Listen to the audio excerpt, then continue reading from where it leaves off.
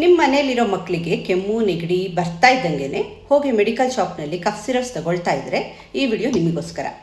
ಇತ್ತೀಚೆಗೆ ಗೌರ್ಮೆಂಟು 4 ವರ್ಷಕ್ಕಿಂತ ಒಳಗಡೆ ಇರೋ ಮಕ್ಕಳಲ್ಲಿ ಕ್ಲೋರ್ಫಿನೈರಮೈನ್ ಮ್ಯಾಲಿಯೇಟ್ ಹಾಗೆ ಫಿನೈಲೆಫ್ರಿನ್ ಹೈಡ್ರೋಕ್ಲೋರೈಡ್ ಅನ್ನೋ ಫಿಕ್ಸೆಡ್ ಕಾಂಬಿನೇಷನ್ ಇರೋವಂಥ ಕಫ್ ಮತ್ತು ಕೋಲ್ಡ್ ಸಿರಪ್ಸ್ನ ರಿಸ್ಟ್ರಿಕ್ಟ್ ಮಾಡಿದೆ.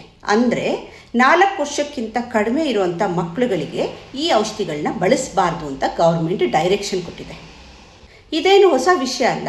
ಈ ಬಗ್ಗೆ ಸರ್ಕಾರ ಹಿಂದೆನೂ ಕೂಡ ಈ ಸೇಫ್ಟಿ ಅಡ್ವೈಸರೀಸ್ನ ತೊಗೊಂಬಂದಿತ್ತು. ಅಂದರೆ 2023 ಹಾಗೂ 2025ರಲ್ಲೂ ಕೂಡ ಈ ರಿಸ್ಟ್ರಿಕ್ಷನ್ಸ್ನ ಮಾಡಿತ್ತು. ಈಗ ಮತ್ತೆ ಅದನ್ನು ಸ್ಟ್ರಿಕ್ಟ್ಲಿ ರೀಇನ್ಫೋರ್ಸ್ ಮಾಡಿದೆ. ಈ ಮೆಡಿಸಿನ್ ಕೊಟ್ಟಾಗ ತಕ್ಷಣಕ್ಕೆ ಮಕ್ಕಳಲ್ಲಿ ರನ್ನಿಂಗ್ ನೋಸು ಅಥವಾ ಕಂಜೆಷನ್ ಅಂದರೆ ಮೂಗು ಇಳಿಯೋದು, ಕಟ್ಕೊಳೋದು, ಸೀನ್ ಬರೋದು ಇದು ಕಮ್ಮಿ ಆಗ್ತಾ ಇತ್ತು. ಆದರೆ ಇದರದ್ದು ಸೈಡ್ ಎಫೆಕ್ಟ್ಸ್ ತುಂಬ ಇರ್ತಾಯಿತ್ತು. ಮೇಯ್ನ್ಲಿ ಸ್ಪೆಷಲಿ ತುಂಬ ಸೆಡೇಷನ್, ನಿದ್ರೆ ತುಂಬ ಬರೆಸ್ತಾ ಇತ್ತು ಮಕ್ಕಳಿಗೆ. ಜಸ್ಟ್ ಸಿಂಪ್ಟಮ್ಸ್ ಕಡಿಮೆ ಆಗ್ತಾಯಿತ್ತು, ಆದರೆ ಅಂಡರ್ಲೈನ್ ಕಾಸಸ್ ಏನಿದೆ ವೈರಲ್ ಇನ್ಫೆಕ್ಷನ್ ಅದು ಕಮ್ಮಿ ಆಗ್ತಾ ಇರಲಿಲ್ಲ. ಹಾಗಾಗಿ ಈ ಮೆಡಿಸಿನ್ಸ್ನ ರಿಸ್ಟ್ರಿಕ್ಟ್ ಮಾಡಿದ್ದಾರೆ. ಹಾಗಾದರೆ ಮಕ್ಕಳಲ್ಲಿ ಕೆಮ್ಮು ನೆಗಡಿ ಬಂದಾಗ ಏನು ಮಾಡಬೇಕು? ಆಯುರ್ವೇದ ಹೇಳುತ್ತೆ ಯಾವಾಗಲೂ prevention is better than treatment ಅಂತ. ಅಂದರೆ ಮಕ್ಕಳಿಗೆ ಕೆಮ್ಮು ನೆಗಡಿ ಬರ್ದಲೇ ಇರೋಂಗೆ ನೋಡ್ಕೊಳೋದೇ ಟ್ರೀಟ್ಮೆಂಟ್.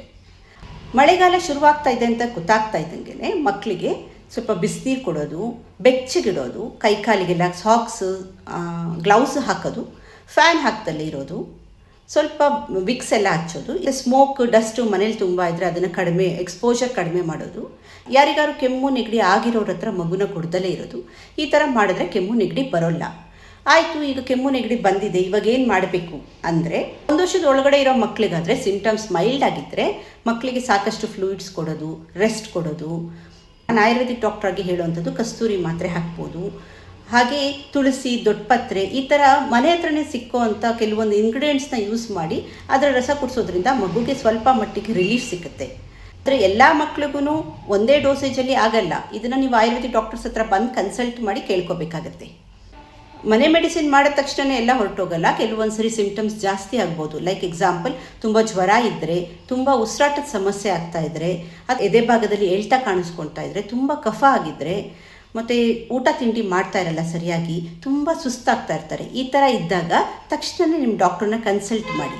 ಅವ್ರು ನಿಮಗೆ ಬರ್ಕೊಡ್ತಾರೆ ಯಾವ ಮೆಡಿಸಿನ್ಸ್ ಕೊಡಬೇಕು ಅಂತ ಹೇಳ್ಬಿಟ್ಟು. ಆ ಮೆಡಿಸಿನ್ಸ್ನ ಅವ್ರು ಎಷ್ಟು ಹೇಳಿರ್ತಾರೋ ಅಷ್ಟೇ ಡೋಸೇಜಲ್ಲಿ ಹಾಕಿ.